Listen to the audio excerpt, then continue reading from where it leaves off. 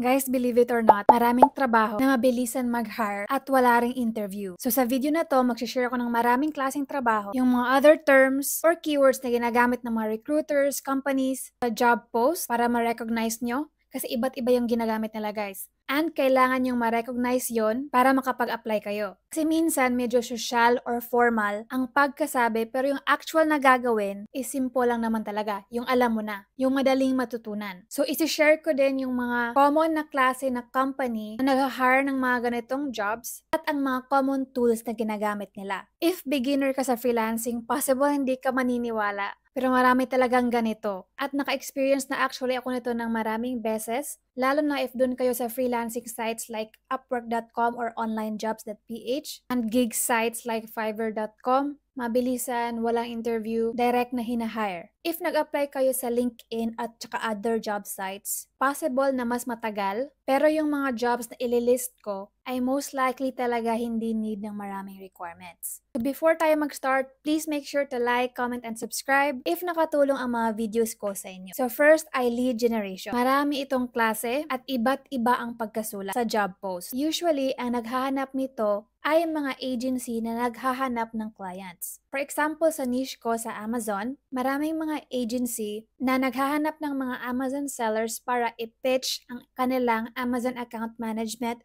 or Amazon PPC services. So, pag ganito ang company na in-applyan mo, likely magpapakompile sa'yo ng mga Amazon sellers, kasama doon yung mga store info nila, and yung monthly annual revenue, and of course, yung way para makontak sila, usually email. Hindi ito need ng maraming ganap kasi tools ang ginagamit dito. Meron ng clear guidelines ang client sa ipapagawa nila sa'yo. So, sample tools ay LinkedIn Sales Navigator at mga email finder gaya ng hunter.io at Voila Norbert. So, ito yung mga usual na tasks sa trabaho na to guys. Find and qualify potential clients. So, yun yung na-explain ko earlier.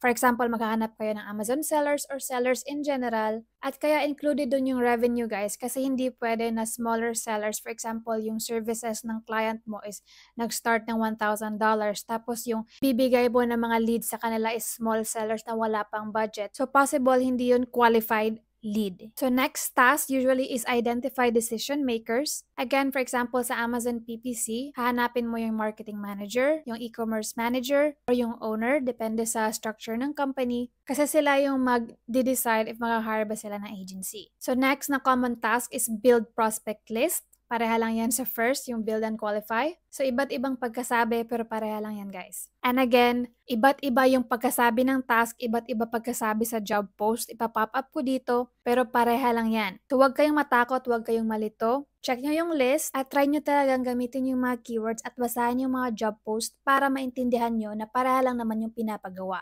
Mag-research ng mga potential clients. By the way guys, if meron kayong questions, mag-comment lang kayo ha. Kasi baka malito kayo lalo na sa mga terms. Again, need you gumamit ng iba't ibang terms para ma-search yung job na related sa lead generation. So next guys is graphic designer. Ito ay always hiring din guys kasi for example, booming yung e-commerce, booming yung content creation, sasakay dyan ang mga graphic designers. So kasama yan sila. So i-relate ko ulit sa niche ko which is Amazon. Always namin need ng graphic designers. Usually meron kaming part-time or full-time. Yung mga nag-need ng part-time ay usually smaller sellers. Yung mga may full-time graphic designers, ito usually yung mga nagla-launch always ng new products monthly or quarterly. So again, hindi to nag-i-interview kasi nagpapakote lang yan sila ng package nyo at yung ang chine-check lang talaga is yung portfolio. So if meron na kayong naka-prepare na portfolio tsaka package, wala, smooth sailing na yan. Again, sobrang daming ways para masabi na need nila ng graphic designer. So ito yung mga common terms. If marunong kayong mag-Canva at ChatGPT, even as a beginner, madali kayong makakuha ng graphic designer jobs. Dahil usually yung mga ginagawa nila dyan, like for example sa e-commerce, meron niyang templates guys. Yung mga lifestyle shots, product shots, naka-templatize na yan.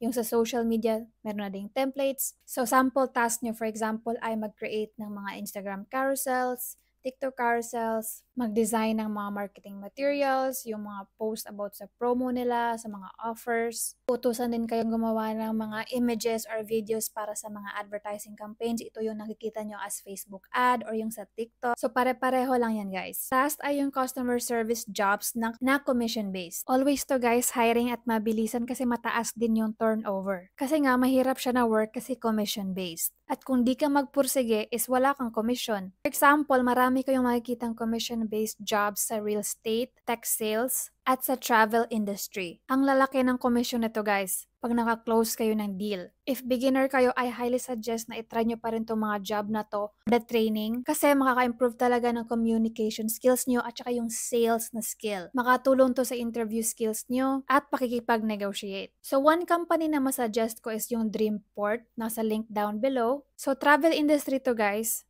travel packages yung ibebenta nyo. And yung kausap nyo dito is mga customers from the US, UK, and Canada. Tapos dito wala talagang interview kasi meron na silang hiring process. Kailangan nyo munang makapasa sa assessment, tapos i-take yung course nila, dapat makapasa kayo, tapos meron test call. And if makapasa is yun, pwede na kayong mag-start. So again, ito yung mga common terms na makikita nyo sa job post. And ito yung mga the usual task na ginagawa. Customer service lang yan guys, so huwag kayong matakot. Meron niyang training, meron niyang tools. So kung marami kayong natutunan sa video na to, please don't forget to show your support by giving a like, comment, and share. And of course, please subscribe guys. Ang purpose ng Freelance Buddy channel ay para matulungan ng mga freelancers, mga kababayan natin na magkaroon ng mas magandang career at magandang buhay. So thanks for watching guys, and don't forget to keep learning and taking action. Bye!